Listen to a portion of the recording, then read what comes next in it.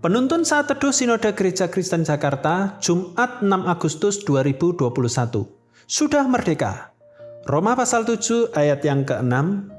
Tetapi sekarang kita telah dibebaskan dari hukum Taurat, sebab kita telah mati bagi Dia yang mengurung kita, sehingga kita sekarang melayani dalam keadaan baru menurut roh dan bukan dalam keadaan lama menurut huruf hukum Taurat. Tepat 17 Agustus 1945, Soekarno-Hatta memproklamasikan kemerdekaan Republik Indonesia di Jakarta. Informasi tersebut sama sekali tidak sampai ke telinga rakyat Kalimantan Timur. Itu karena radio-radio dirusak tentara Jepang. Warga tidak punya media untuk mendengar informasi dari luar Kalimantan Timur. Ungkap sejarawan lokal Muhammad Sarif menceritakan situasi di Kalimantan Timur di awal kemerdekaan kepada kompas.com.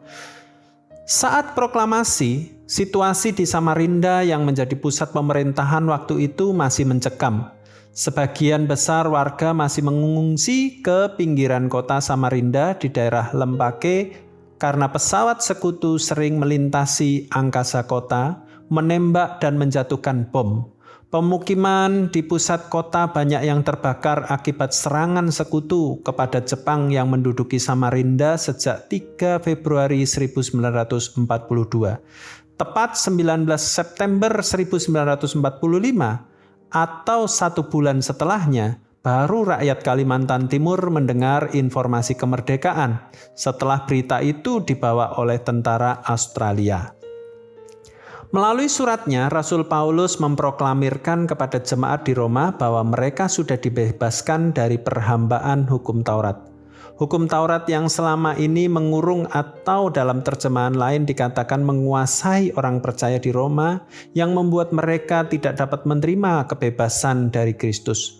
Mereka seperti rakyat Kalimantan Timur yang masih merasa dijajah oleh Jepang, padahal sesungguhnya mereka telah merdeka sebulan yang lalu dan menjadi rakyat Indonesia yang merdeka.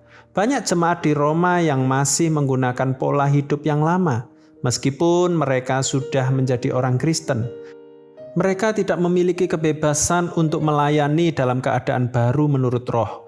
Mereka masih dikurung atau dikuasai oleh roh perbudakan dan bukan oleh roh yang memerdekakan. Hidupnya masih untuk memuaskan keinginan daging dan hawa nafsunya yang membuahkan maut. Bagaimanakah hidup orang yang masih belum menyadari akan kemerdekaannya? Mereka masih bertanya apakah ini atau itu diperbolehkan? Apakah ini atau itu adalah dosa?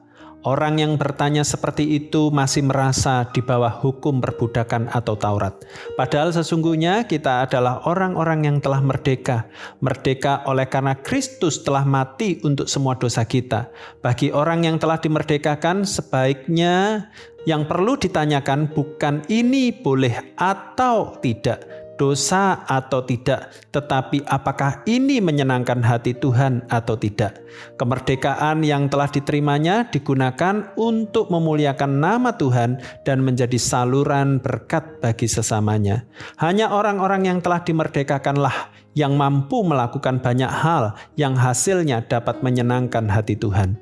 Kerinduan untuk menyenangkan hati Allah dengan taat kepadanya lebih sekadar menjalankan aturan boleh atau tidak. Tuhan Yesus memberkati.